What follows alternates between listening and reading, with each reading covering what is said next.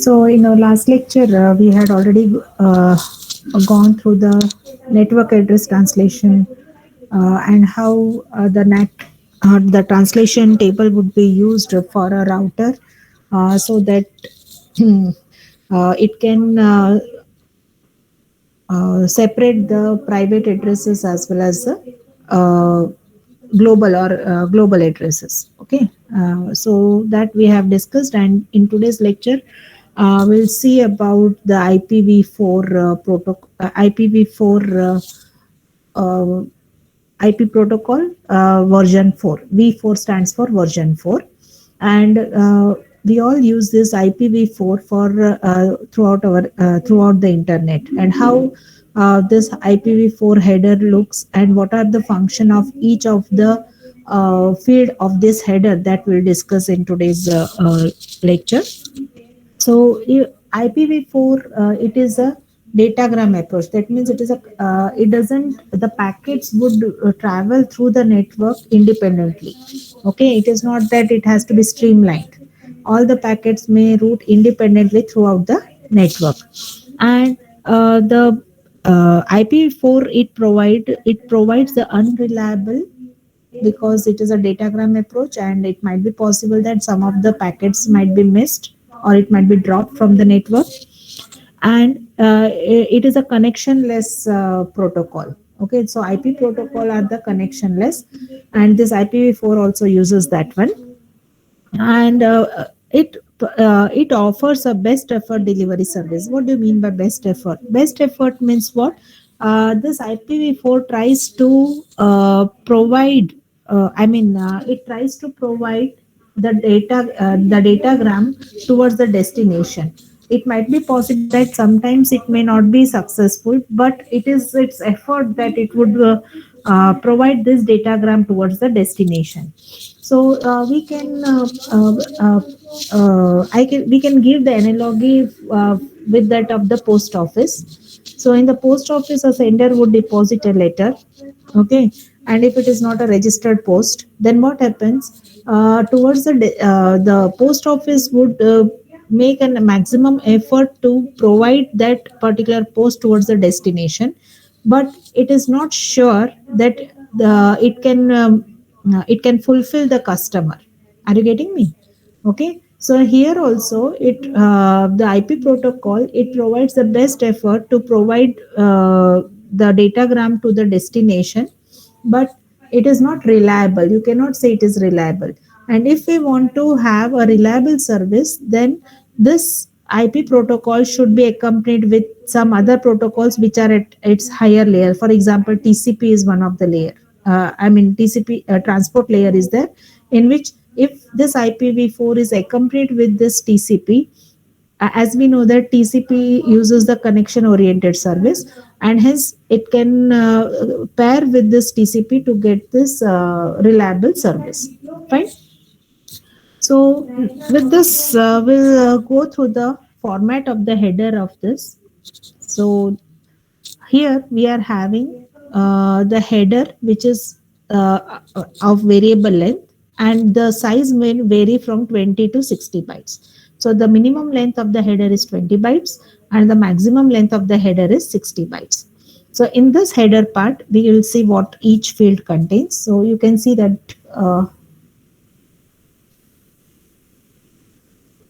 this is the header, and we are having some data which is to this data. This is also known as a payload. To this data, some header would be padded, or it would be connected. It would be attached to this data, right, at this IP layer. Now, in this header, you are having a number of fields. We'll see each one of them. The very first field is a version field. Okay, and this version field is of 4 bits. And since we are using IPv4, that means this version field would have the value as 0100, which indicates that it is 4. Are you getting this? Since we are talking about IP version 4, it implies that these 4 bits would be initialized with 0100. Then comes the next 4 bits, which shows the header length. HLEN, it implies it is a header length, and that is of 4 bits. So here in this header length, uh, say suppose if I'm having the, as I said, the minimum size of the header is 20 bytes and the maximum size is 60 bytes. So the header length, whatever is the value is present here, if that has to be multiplied with 5, that would form my header length. Are you getting me? Okay. So say suppose if I want to show that my header length is of 20 bytes, then the HLEN, these 4 bits would be equal to 0100. So 4 into 5 would be equal to 20. Hope you are getting this. So if I'm having the header length as 30011, and if I'm multiplying by 5, so 3 into 5 would be equal to 15, but this is wrong because as we know that the minimum size of the header is of 20 bytes. So whatever be the value in this HLEN, this 4 bits are there. So that should be multiplied by 5 to get this header length. Hope you are getting this. And what is the maximum value of this 4 bits? It would be 1111, which corresponds to 15. Hello, are you getting this? Sorry, this should be 4, not 5. I'm sorry. Here it should be 4. 4 into 4, it would be 16. That means this is also wrong. So the here the minimum this should be equal to 0101 into 4. 0101 corresponds to 5. 5 into 4 is equal to 20. So that means the minimum value in this HLEN bit should be equal to 0101. Okay, it should not be less than 0101, or else it shows the wrong value. Whereas the maximum value of this 4 bits would be 1111, which corresponds to 15. And if I multiply this 15 with 4, 15 fours are 60. So that would be my maximum size of my header length. Hope everyone is clear with this. Okay. So the next 8 bits provides the service or the type of service, we can say. What type of service is required by this particular packet or the datagram that we have to see. So among this, in this we are having 8 bits, so it is indicated as service type. And now in modern days it is provided, this service type is now they have reconfigured as differentiated service. We'll see what it is. Among this service type, among these 8 bits, the higher order 3 bits are meant for the precedence. Okay, so what priority or what precedence should be given to this particular packet? So that is indicated by this these 3 bits, and the one if it is having the lower precedence, then the value would be 000, and the precedence would increase as we move from 0 to 7. Okay, so these 3 bits indicates the precedence bit. Then comes the next 4 bit, D, T, R as well as C. D stands for minimizing the delay. For this particular packet, the delay should be minimized. T stands for maximizing the throughput.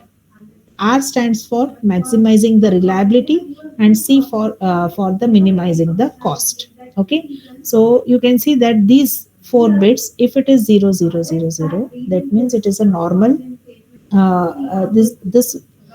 It is a default settings. Whereas if we have made this particular bit as 1, C bit as 1, it implies that it has to minimize the cost. Whereas if this R bit, that is this bit, if it is equal to 1, it means it has to maximize the reliability and so on. Hope you are getting this. Okay. So by making these bits, one of the bit as 1, we are setting the type of service based upon the requirement. For example, different applications may require, some applications may require high reliability, some applications may require faster delivery, etc. Okay, so in case if we require immediate attention or immediate response by say suppose some routers or some host, etc., in that case we have to apply this minimum delay. we have to minimize the delay. So for that, the type of the service for minimizing the delay, what should be the value? 0001. Sorry, 1000. One followed by three zeros. So you can see that for minimizing the delay, SMTP command, it has to minimize the delay, or some commands which is used for handshaking purposes. Suppose some, for example, for here FTP control is there. So while performing the file transfer protocol, while using this, it has to send some control, it has to exchange some control signals. So for that, it has to minimize the delay. Okay. So whereas when a bulk of data has to be transmitted, then it has to maximize the throughput. Are you getting this? So similarly here also in the SMTP also, if a bulk data has to be transmitted, then it has to maximize the throughput, and accordingly this type of service bit should be set reset. Follow? Then for the protocols in which some network management has to be carried out. For example, this is Internet Gateway Protocol, simple network management protocol. In such examples, we require high reliability, and for that, it has to set that TOS bit, that is type of service bit, to 1, so that we can get the maximum reliability. Is it clear, everyone? So for different types of application, different this uh, different TOS bits would be set or reset, right? Then you also have a differentiated service in which instead of like this, and this bit is unused. Okay? So here also only 6 bits are used, 2 of them are unused, and these six bits they combinedly would be used for they have listed around 64. 2 raised to 6 would be around 64 such services would be are listed using this differentiated service. Earlier they were using only these 4 bits, and correspondingly these services they were using, whereas now they have listed number of services using these 6 bits, and the number of services are around 64. Okay. The next field after this, we are having the next field is total length. Okay. So this total length, which is of 16 bits, the total length includes the header length as well as the data length. It includes both. So this header plus data, it would form my total length, which is around which should be around 2 raised to 16, which is approximately equal to 65535. These many bytes. Okay. So that is nothing but the total length. So it includes the header plus the data, that forms my total length. And if I want to find out the size of the data, what I can do? Total length minus the header length. You know what is the header length. So if I subtract the total length with this header length, okay, we will get the size of the data. Are you able to follow this? This header length, as I said, it has to be multiplied with 4. Okay, earlier I made a mistake. I had written 5, which is wrong. Actually, it should be multiplied with 4. Okay. So that gives us the size of the data. Right. So total length is equal to total length minus header length would give the length of the data. Right. And the maximum size of this would be equal to 65535, which is equal to 2 raised to 16 minus 1 bytes. That is around 65535. Now, sometimes what happens when a packet is moving from this IP layer to the network through this data link or physical layer. So there are different types of networks underlying this particular layer. Okay, either it can be it is using Ethernet, or it can be using a ring FDDI or some Wi-Fi, etc. So there are different types of networks which are provided underlying this network layer. The thing is that the size of these different layer of these different protocols like Ethernet or FDDI, etc. The size of the packet, or you can say in at this layer we use the term as frames.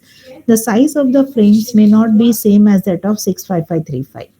For different types of network what you are using, you are having different size is mentioned.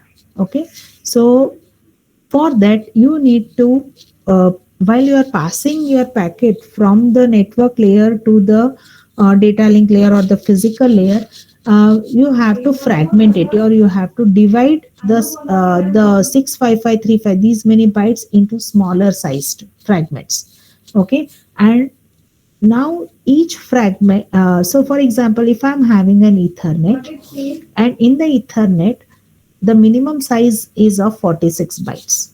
Okay, and if the minimum size is 46 bytes, and if we are having a data which is less than 46 bytes, then it has to make this 46 bytes. For that it has to add some more bytes are added, which is known as a padding. Are you getting this? Through the network layer, a packet is moving from the network layer to the say Ethernet here, or you can say the data link layer, and through that physical layer which is made up of Ethernet, and here it has to send the packet which is also known as a frame. Now this, the size of this packet is around 65535. This is the maximum size, it might be less than this also, but the size of the Ethernet what it can transmit through the physical network, it for that the minimum size is of 46 bytes and the maximum size is 1500 bytes. Okay, so this has to be splitted so that it can have a number of frames. Okay, and now it might be possible that one of this frame may not be having enough size. That means it may not have this 46 bytes as its particular frame size. In that case, some additional padding is required, which has to be attached to the data whose size is less than 46 bytes. Okay, and to make this minimum size as 46 bytes, we have to pad it, and at every layer some header as well as trailer would be added. So at the physical layer, at the data link layer, it would add this header as well as trailer. Follow? Now our aim is to divide this particular packet into number of sub packets which are known as the frames, so that we'll see how it has to perform. So apart from that, so this field we'll see later, just I'll go through that. The next field is time to live. Okay, that means up to what instant this particular packet should be there in the network, up to how many instance of time this particular packet should be in the network. So when the time becomes zero, wherever the packet is there, it has to be discarded from the network. So that is nothing but the time to live. But the thing is that here, say suppose I have provided that this particular packet should be in within the network for 5 seconds. Okay, so I have here we are, host A has started this with 5 seconds. Some router would be there in between, and at every second, this the time to live field would be decremented by 1. So it might, but here at the router, what happens? The timer of the router, the timer of the host, or there might be number of intermediate routers. All of them are not synchronized with the same timer. Okay, instead of providing the time to live as in this form, in the form of seconds or milliseconds, etc., they have provided the time to live as the number of hops. Hops means what? If say suppose if I have provided this time to live as 8 hops, that means from the host A to the host B, okay, there might be 8 routers, and when a packet moves from host A to host to a intermediate router number 1, the hop count would be decremented by 1, so it would become 7 hops. Now from here to here, when it jumps or when it moves, the hop count would be still decremented by 1, so it would become 6, and so on. Okay, so when the hop count becomes 0, and even if that particular packet has not been reached to the host B, it would be removed from the network. This is because it might be possible that there might be one more router here, and that packet is moving here, and that packet again it moves to this router, and again it would move here. So it might be possible that the packets would just roam within the network, and it would be infinitely roaming, and even it may not reach to the destination. So to avoid this problem, this hop count is provided, so that at every hop the router would decrement this time to live field, and as soon as it becomes 0, that particular packet would be discarded from the network. Hope you understood this time to live field. Is it clear, everyone? Yes, very good. Right? Okay. The next protocol is the next field is protocol, which is of 8 bits, and this protocol refers to the protocol which is used at the transport layer for TCP. It can be TCP, UDP, etc. So for each of them, a special number is provided, and that number would be placed in this particular field of this protocol. So if I show you, so you can see that the protocol field here, it may use any of the transport layer protocol, and they have some specific values which is provided here. For the TCP, the value is 6. For the UDP, the value is 17. For some other protocols, some different values would be there, and that would be placed in this header of this particular IPv4. Okay. Then comes header checksum. Okay, so and this header checksum is of 16 bits. And one more thing I wanted to tell, that the word length of each of this is of 32 bits. That means from here to here, each of them is of 32 bits. And after this header checksum, we'll see how this checksum would be found out. So you can see that there are two more addresses, which two more fields here, which provides this IP address of the source as well as IP address of the destination. And as we know that in the IP address is of 32 bits each. Is it clear? We have seen the IP address, class A, class B, etc. Even the classless addressing also we have discussed, and each of them are of 32 bits. So the source IP address and the destination IP address is provided here. Then we'll see how to find out the header checks. Okay. Now say suppose these are the two IP addresses, right? And assume that these are the values in these. This forms the first 16 bit. This forms the next 16 bits. Because as I said, it is of 32 bits. Okay. Now this is a chunk of 16 bits are provided here. For example, this is 4, 5. This 8 bits are 0, 0. So 4, 5, 0, 0 is written here. And here the next 16 bits is 28. So 28 can be written as, in the hex value, it is 001C. 28 is 1C. Okay. Then the next 16 bit is 1. So it would be 0001. Fine. The next 16 bits are all zeros. So these are all zeros here at this part. The next 16 bits are 4 and 17. 4 and 17. 4 can be written as 04. And 17 is 1, but 16 plus 1, 17. Are you getting all of you? Hello? Is this thing clear? Similarly, next. So, this field is a checksum field. Okay. So, what you have to make? How 11%? Hex value. This is decimal value. 16 plus 1 is 17. Is it clear? Here also 28 is 16 plus 12, that is 28. Okay.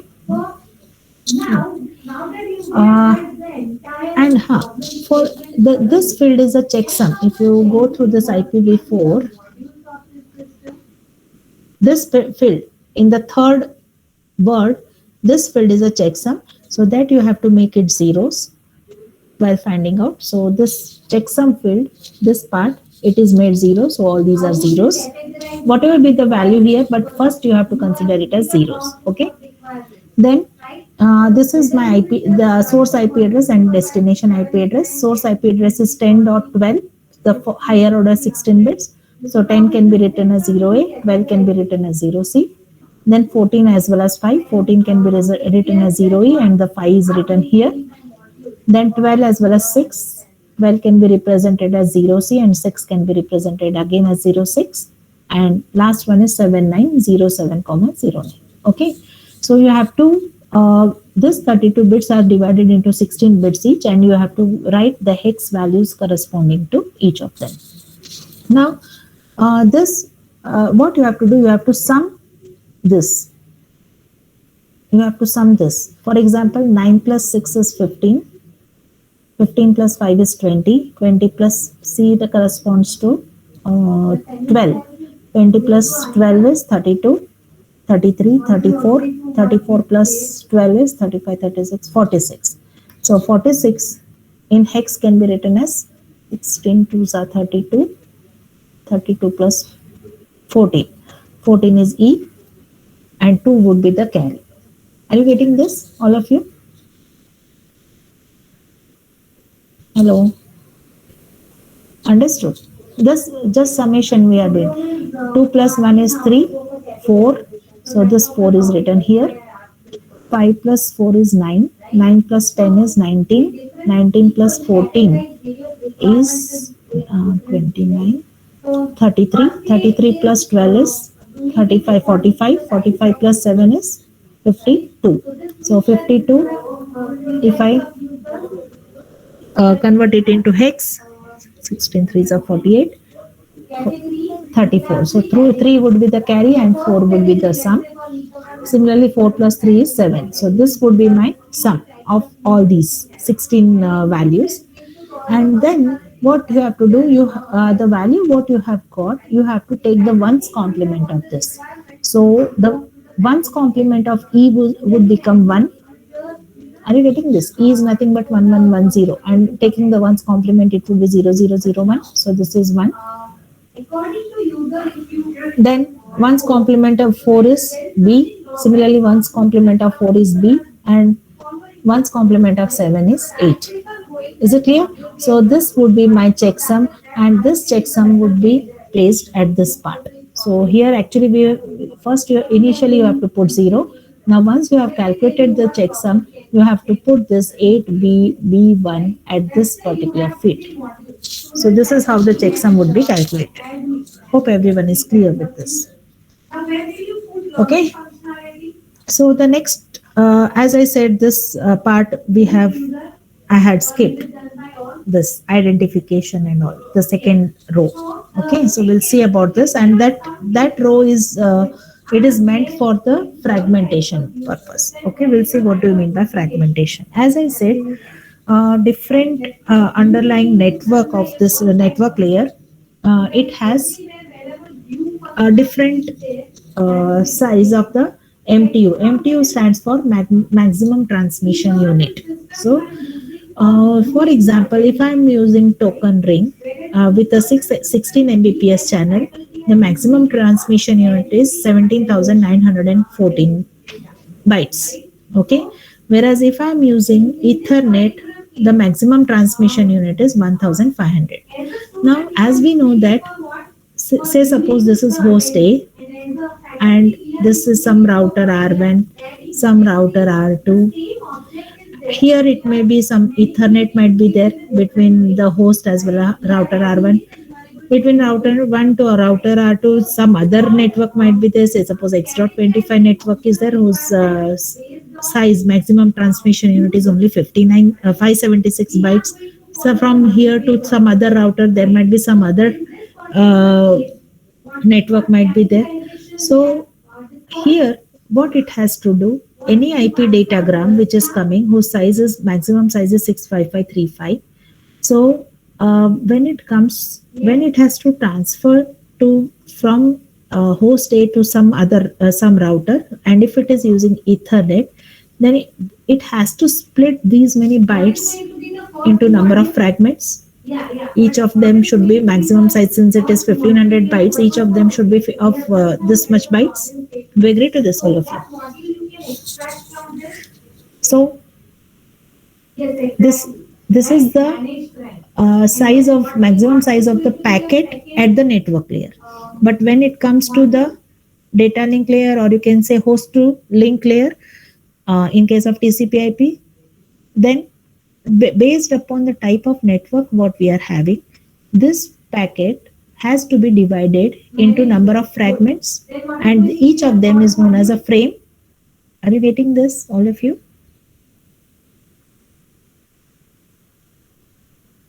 This is the size what we are having.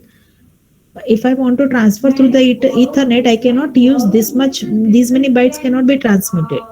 Okay, for that it has to be embedded in its own frame format, and the maximum size of the frame what Ethernet can send is only 1500 bytes.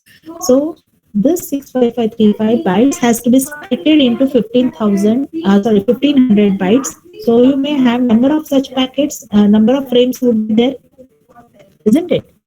For a single packet, there might be number of frames because it is split into number of frames.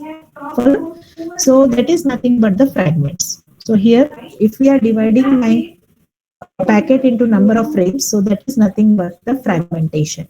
So the first one is managed almost. Second one. Is it clear, everyone, what do you mean by fragmentation? We are dividing it into fragments or frames, which is known as a fragmentation. Now, there are two types of fragmentation. Either it can be a transparent or non-transparent fragmentation. Say suppose, for example, if a packet is moving through this network, say network 1 is there, and it doesn't allow a bigger packet, this much size it may not allow through this network, then it is a function of this router G1 to split this into the fragments. So these are known as the fragments. Okay, and then this it would be transferred through this network, and the next router G2, it may allow this much size of packet. So in case of transparent type of fragmentation, the G2, what it will do, it will reassemble all these fragments here, and then it will reassembles here, and then it will send to the next network. Suppose G3 is one more router. Again, through this network, it may not allow this much big packet. So again, it would fragment into smaller pieces based upon the type of network what it is using. Now G4, what it will do, again, it will reassemble those fragments, and then it will be passed further. Hope you are getting this. So transfer, in case of, say, suppose host A is here and host B is here. So for host B, it is getting the entire packet here. It doesn't know what fragments it has done here at each of these networks. It will find the entire packet intact for this when it reaches to host B. Do you agree to this? So this is nothing but the transparent fragmentation, because host B is not aware that between these routers it has been splitted. This packet has been splitted. It is not aware, because when it reaches to host B, it would be a full packet. It would be a full. The packet would be received without any fragments. Whereas this is known as a transparent fragmentation. Whereas in case of non-transparent fragments, what happens when a packet is passing through this network and it splits here, then the G2, what it will do, it will not reassemble these packets once again. Are you getting this? And still it will further it will be forwarded as it is. So G3 since the size of the packet is enough, it can pass it to this. Again, here also nothing is done. Just it is now when B receives these fragments, it is a function of the host B to reassemble all these packets once again. Is this in clear, all of you? So this is an example of a non-transparent fragmentation because B is receiving the fragments of that packet. It is not receiving the entire packet intact as in case of transparent fragmentation. So the advantage of using uh, tra- transparent fragmentation is that the bee is now bee need not worry about the combining of all these fragments to form a new to form a packet, isn't it? Whereas here, uh, uh, in this case, the bee has to perform the it has to reassemble all these fragments together in case of non-transparent fragmentation. But the disadvantage of this transparent fragmentation is that at every time the router has to reassemble it, so it might be possible that it means that all these fragments has to follow this particular router, because if it has to reassemble, that means that all these packets should move through this G2. Whereas here, since it need not fragment, it need not recombine here, all these fragment can move through different routers, and only when it reaches to B, it has to reassemble it back. Do you agree to this, all of you? Is this thing clear? All the fragments which is passing, because G2 has to reassemble it back, isn't it? That means all these fragments should move through G2. But as since we are having a datagram and it is a connection-less service, the packets or these fragments can move through the network independently. Wherever it finds the path, wherever it finds that the traffic is less, it can forward that particular packet from different through the different routers. Whereas in this example, it has to pass through G2 itself. Then only it can reassemble all these fragments together. Is it clear, everyone? Okay, so and at the for the last fragment it should provide that it should show which is the last fragment, so that it comes to know that it is the end of the packet. Follow? And one more disadvantage of using this transparent fragmentation is that every time it has to fragment and reassemble. So most of the time of the router would be wasted. So here also it has to fragment, and here again it has to reassemble. Whereas here, once it is fragmented, if it may pass through different networks without reassembling, and only the reassembling is carried out only at the end, at the host. Hope this is clear, everyone. Okay. So here, in case of transparent fragmentation, since it has to pass through the specific router, okay, that means it is something like ATM, what we have studied. A virtual channel has to be established, and all the fragments should be passed through that particular virtual channels. Okay, but the thing is that most of the bandwidth would be wasted, what we have discussed. Whereas here, all these can be passed independently through different routers. Now we'll see what are the fields related to fragmentation. So we have seen that the second row contains the of this IP version 4 contains it is a part of the fragmentation itself. So every packet would have certain identification, a number. Okay, so ID number would be provided by the host, by the source, saying that this is the datagram originating from the source host with certain ID number. Okay, so usually the host would provide the ID number. Say for the first packet, ID number 1. For the second packet, from which is emerging from the host, it would keep a counter of incrementing ID numbers. Okay, so that identification number is provided by the host with this in the IPv4 header. Then it contains a flag bit. So there are three bits here. Uh, Here we are having three flag bits. 16-bit is the identification number. For each of this packet, the ID number will be provided by the host.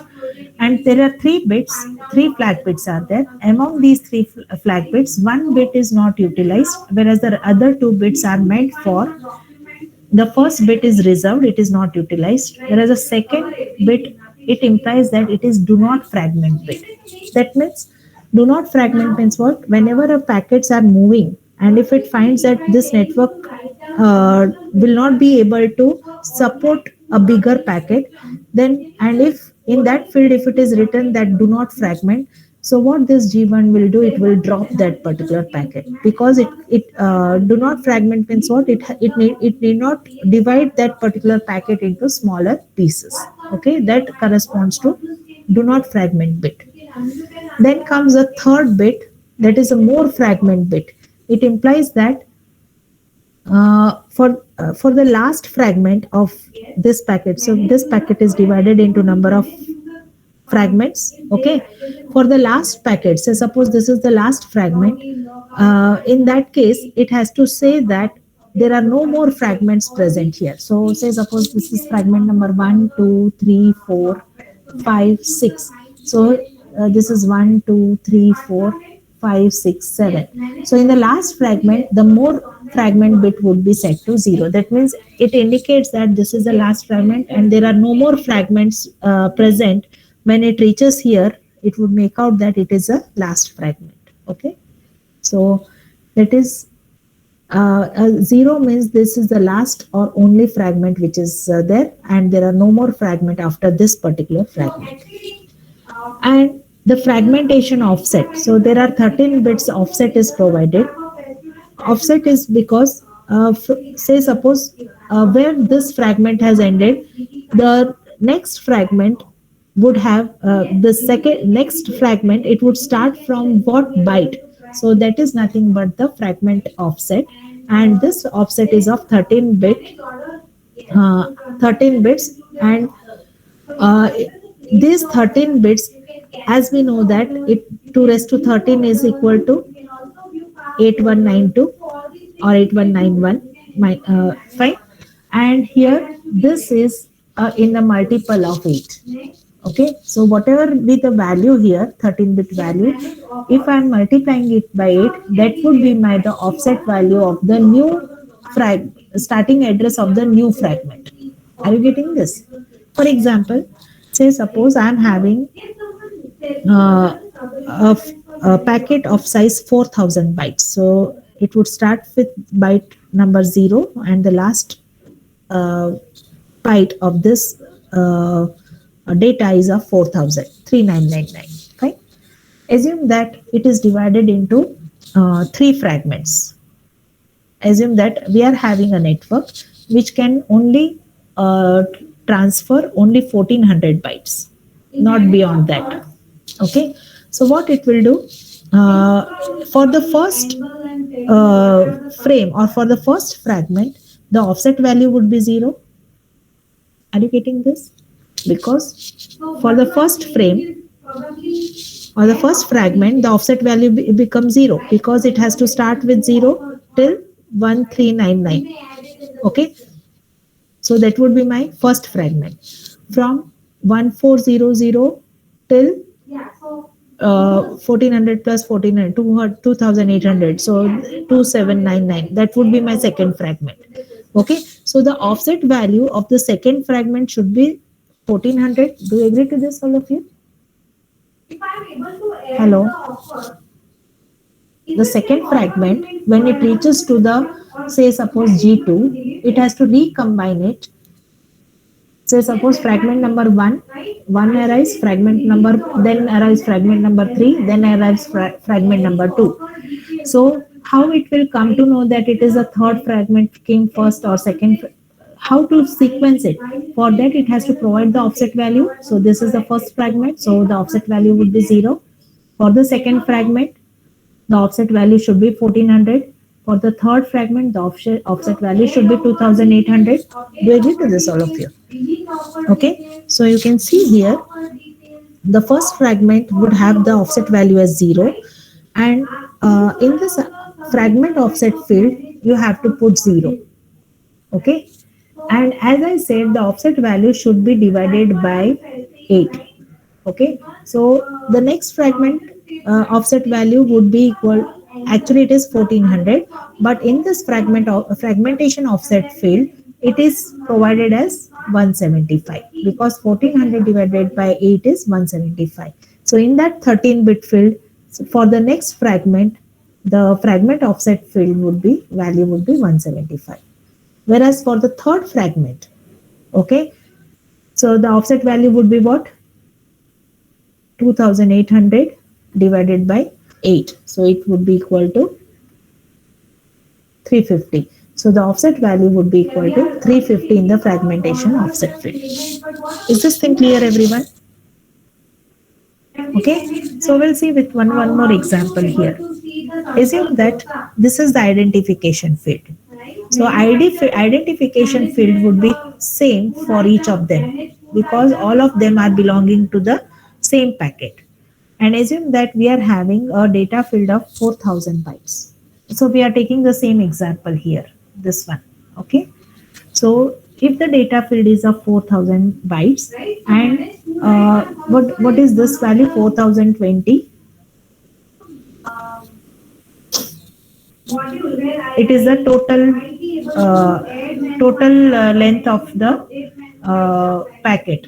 So this is a total length, isn't it? Which includes the header field as well as the data field. So here it is given that we are having header plus data is 4020 bytes. This is the ID. Now, and if this datagram, if this packet has to be forwarded through some network whose maximum size is of only 1400 bytes, so what happens? The offset value for this would be 000 for the first fragment, and more fragment field. So because it is not the only fragment, there are some more fragments after this. So the more fragment field would be set to 1. Okay. Whereas for the second fragment, the offset value would be 175. Hope you are getting this. 1400, here you can see that this has been changed to 1420 because the data size is of 1400 bytes. Let me finish this, Harsh. Okay, the data size is of 1400 bytes and the header size is of 20 bytes. So here the total length would be of 1420 bytes. Okay, why it is of divided by 8? See here, this field is of only 13 bits. And what is the maximum size? It would be 2 raised to 16, and here I am having 2 raised to 13. Say suppose if the entire fragment, say suppose if I am having the 65535 has to be divided, if it has to be fragmented, then the maximum offset value what I can have would be only up to 2 raised to 13, not beyond that, isn't it? So that's why the what will be the offset value we are having? If I multiply with 8, that gives me the correct offset value of my this particular data. Are you getting this? But here I have to divide it by 8, then only I'll get this offset value. Hope you are getting this. Okay, so here you can see that this is 175. Why it is 175? We have seen because 0 to 1400, that means 1400 bytes are meant for the first fragment. The second fragment would start at 1400 since the offset value should be divided by 8. So I'll get this 175, which is placed here in the offset field. And here I'm having one more fragment, so the more fragment bit would also be equal to 1.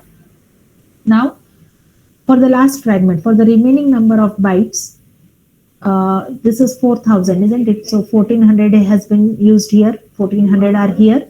So that is 2800, remaining 1200 bytes are left in the last fragment. So you can see that the total length would be 1200. plus 200, sorry, plus 20, which is equal to 1220, and the offset value would be what? 350, because it is 1000. What was that? 2800 divided by 8, which is equal to 350. So here the offset value would be equal to 350. You can observe here this size is this ID number would remain same, but the more fragment field for the last one is made 0. Is it clear, all of you? Because there are no more fragments after this fragment. Is it clear, everyone? Now assume that this packet is again passing through some network, and its size is still lesser than that. It is suppose of around only 800 bytes. And so this 800 bytes cannot, this 1400 bytes cannot be passed through this 800 byte network, whose maximum transmission unit is 800 bytes. So what I can do is, again I have to split this particular fragment into smaller fragments. Still you can see that the ID number remains same. ID number is still remains same. Now here you can see that since this is broken down into smaller one, whose size is of only 800 bytes, so the starting address would be 1400. So the offset value of this would remain same, that is 175. Okay. Now for the next fragment of this, since it is of 800 bytes, so 800 divided by 8, so that would be equal to 100. So the next offset would be equal to 175 plus 100, which is equal to 275. Is it clear, everyone? So now what would be the address here? The offset value, it would be 2200. 275 into 8, if you do, it would result to 2200, and the last address would be 2799. And for the last fragment of this, because 800 bytes have been utilized here among this 1400, the remaining 600 bytes are here. So the total size would be 600 plus 20, that is 620 bytes. This is the more fragment value, but since it is not the last fragment, it is set to 1, whereas here, since it is the last fragment, it is set to 0. Okay, so this is how the fragmentation would be carried out.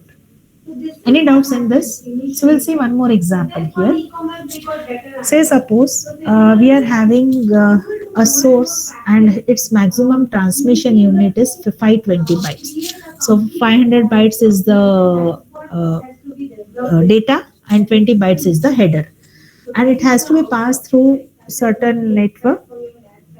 Okay, and its maximum transmission unit is only 200 bytes. Fine, followed all of you? So among this 520 bytes, it has to be 20 bytes is a header. Fine. So now what it has to do, it has to fragment this into number of bytes. So for example, here you can see among this 500 bytes, if I divide it into 200, but since 200 I cannot use because 20 bytes I have to allocate for the header. Okay, so 180 bytes I have to use and 20 bytes for header, that comes to be 200 bytes. Do you agree to this, all of you? We are having, okay, so including the header it should be, because this everything would be placed here, and at this layer, data link layer, some more header as well as trailer would be added. So including the header, it should be of 200 bytes. Fine. So now, as we know that this should be in the multiple of 8. Okay. So what happens? 180, is it divisible by 8?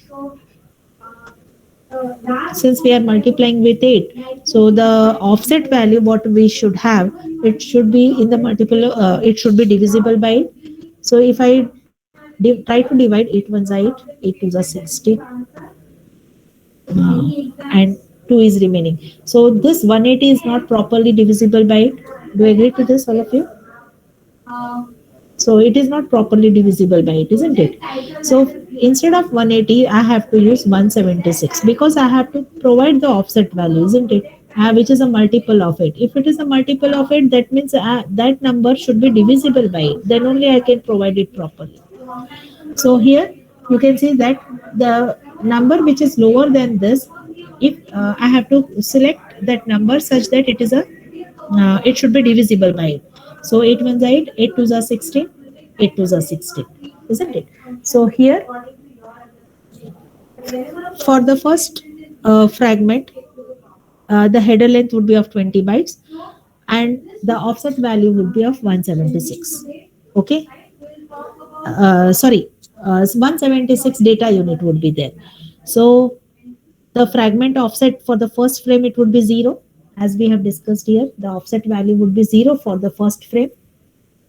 Okay, so for the first frame, the offset value would be 0. Then, since it is divided into three different fragments, so more fragment bit would be equal to 1. The header length, HLEN bit, 148, no, 176 I am talking about. The number which is less than 180 and it should be divisible by 8. So less than 180 is 176, which is properly divisible by 8. It would be equal to 22. Are you getting this? Hello. Let me finish. You mean to say this part 148 here it is written. That's why you are talking about that. So that we'll see. Let me finish. Let me finish the discussion of this. Okay. So the first frame's offset would be 0. Then more fragments, since there are more some more fragments in this list, so that would be equal to 1. HLEN, header length, is equal to 5, because as I said, 5 is multiplied by 4, which is equal to 20, which is placed here. So the total length would be equal to 176 plus 20, which is equal to 196 bytes. And as we know that the maximum transmission unit is of 200 bytes. So this is fine. Now for the next frame, okay, so out of 500 bytes, 176 has been already been provided as for the first fragment. Now the next fragment can also be 176. So 176 plus 176 would be 6 plus 6, 12. 7 to the 14 plus 1, 15. 250.